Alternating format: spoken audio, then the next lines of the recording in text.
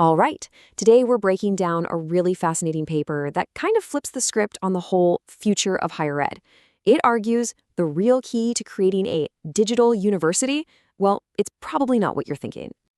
So let me ask you something. When you hear that phrase, digital university, what pops into your head? You probably picture, I don't know, shiny new gadgets in every lecture hall, maybe huge server rooms humming away, and for sure, these massive multi-million-dollar software deals, right? Well, what if I told you that's all a costly myth? The research we're digging into today says the real path to digital transformation isn't about buying more and more stuff. Nope. It's about using the tools you already have, just, in a much, much smarter way. Okay, so let's get into it. This whole idea of the digital university is everywhere, right? You've got governments, big tech companies, everyone's pushing for it. And the goal, look, it's a good one. It's ambitious, it's important. We all want a digitally skilled workforce that's ready for whatever the future throws at us. But then you have Professor Richard Harvey, who comes along and calls this whole promise a mythical creature. I love that. His argument is pretty simple. He thinks tech companies want universities to believe that the answer is always just one more expensive purchase away, that the future is this thing you have to buy off a shelf instead of something you build yourself. And look, this isn't just some abstract philosophical debate.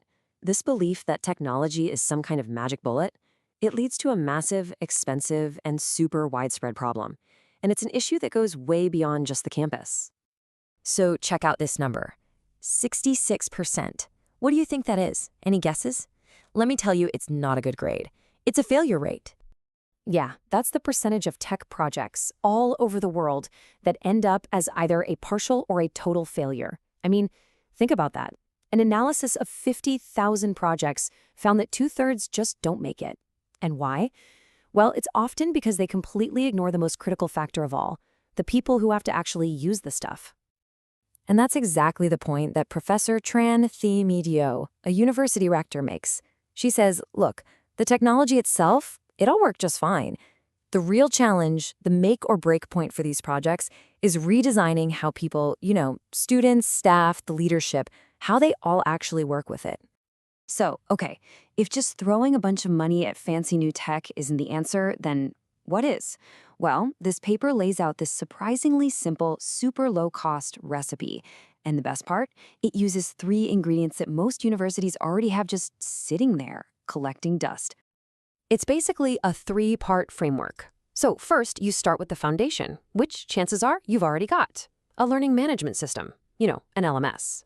Then you mix in 2 really powerful activators, learning analytics and learning science. All right, so let's focus on those 2 activators for a second, learning analytics and learning science, because this is where the real magic happens. This is where the raw data from the system connects with the actual psychology of a student's brain. The easiest way to think about it is like this. Learning analytics is the what. It takes all that external data from the system, when you logged in, what you clicked on, and it shows you the cold, hard patterns in your behavior. But learning science, that's the how. It's all about the internal stuff. It helps you understand your own personal learning process, what's often called metacognition, or basically thinking about how you think. And you can see just how powerful this is, even when it's super simple. For example, in one experiment, they just gave students a weekly report connecting their activity on the LMS with their grades. That's it. And the result? It was incredible. Just by seeing that data, students started using the system way more. It was a simple little data-driven nudge that totally changed their behavior. Now, learning science, that goes even deeper. It's not just about changing what you do, it's about understanding how you do it.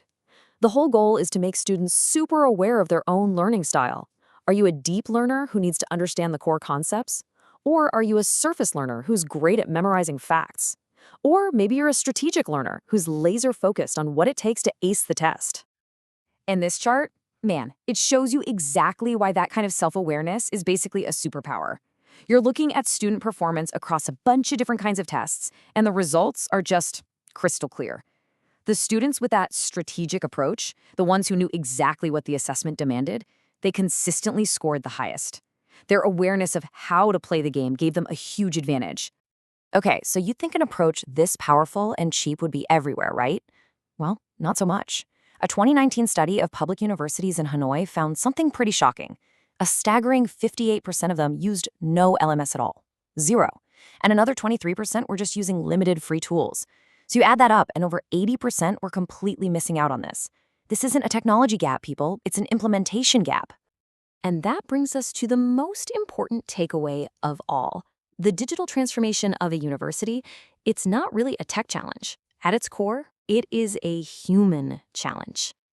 I mean, the systems are already out there. You've got things like Moodle, which is an open source LMS used by, 80 million people around the world? And it's free. The tools, the data, the methods, they're all solid. They've been tested, and they're available to pretty much anyone. So the barrier is definitely not access to technology. The real barrier, and so the real solution, is all about leadership. It's about having a clear vision and actually managing the human side of all this change. It means you have to support every single person involved in the process, from the folks in the management offices all the way down to each student and staff member. Which really leaves us with one last big question to think about. Is your institution, is higher education in general, just too focused on buying the next shiny piece of tech when the real hard work is actually investing in the people who have to use it? Because at the end of the day, the goal isn't just to buy new tools. It's to fundamentally transform how we teach and maybe even more importantly, how we all learn.